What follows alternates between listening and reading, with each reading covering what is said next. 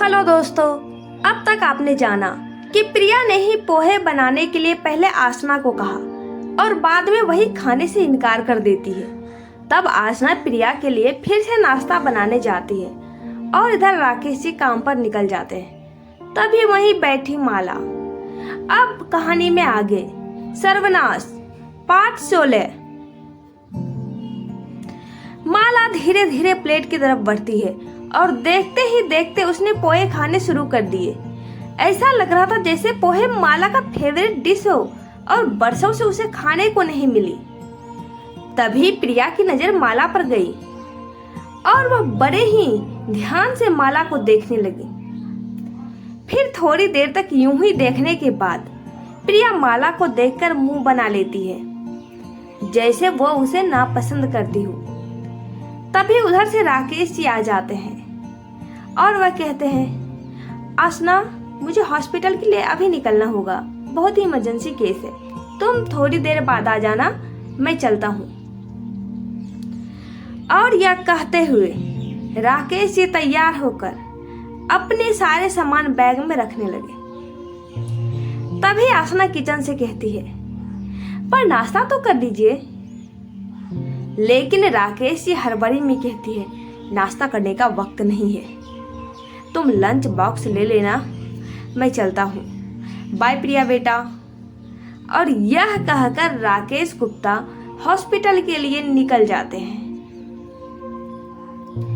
तभी आसना जी प्रिया के लिए पराठे बनाकर लाती है और कहती है, ये तो तुम्हें पसंद है ना, लो यही खाओ और मैं वो पोहे। यह कहते हैं आसना जी का ध्यान प्लेट की तरफ गई और वो बड़ी ही हैरानी से कहती है, प्रिया पोहे कहाँ गए? तो प्रिया ने मुंह में पराठा भरते हुए कहा, पेट में। आसना ने बड़ी हैरानी से कहा, पेट में? किसने खाए? तो प्रिया कहती है, ओफो मम्मा, मैं तो खाऊंगी नहीं, पापा के पास टाइम नहीं, आप भी ने खाया नहीं तो और कौन खाएगा? माला ने खाए हैं सारे पोहे। तभी आसना के मुंह से निकल पड़ा, माला ने? और वह बड़ी ही हैरानी से माला की तरफ देखने लगी। तब प्रिया कहती है, मम्मा लग तो ऐसा रहा था जैसे पोहा मैंने बनवाया पर वह माला के लिए बना हो। इस बात पर आसना प्रिया से कहती है, तुम नाश्ता करो, इन सब बातों पर ध्यान मत दो, इन सब में ज्यादा ही तुम्हारा दिमाग चलता है। और फिर वह माला की तरफ देखने लगी। माला वहीं पास में ही कोने में बैठी अनजान बनकर ऊपर छत की तरफ देख रही थी।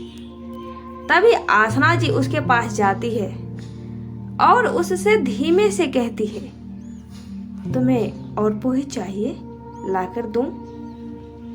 लेकिन माला इस बात पर कोई असर नहीं हुआ, उसने कुछ जवाब नहीं दिया। तब आसना जी फिर से कहती है, माला तुम मेरी बातें सुन रही हो, तुम्हें पोहे चाहिए? तब माला आसना जी की आंखों में देखती है और अपनी पलकें झपकाती है। माला की स्थिति देखकर आसना की आंखें भर आई और तभी उसके आंखों से आंसू की कुछ बूंदें भी टपक पड़ी। यह सब वहीं पास में ही बैठी प्रिया देख लेती है और वह कहती है, मम्मा आप रो रही हो, क्या हुआ आपको? आप इतने इमोशनल क्यों हो गए? और तभी प्रिया माला की तरफ देखती है और वापस आसना से कहने लगी, मम्मा आप माला के लिए रो रही हो, पर क्यों? तो आखिर क्यों आसना जी की आंखें भर आई? कौन है माला? क्या है इसकी कहानी? तो दोस्तों आगे की कहानी जानने के लिए बने रहे नेक्स्ट पार्ट में हमारे साथ।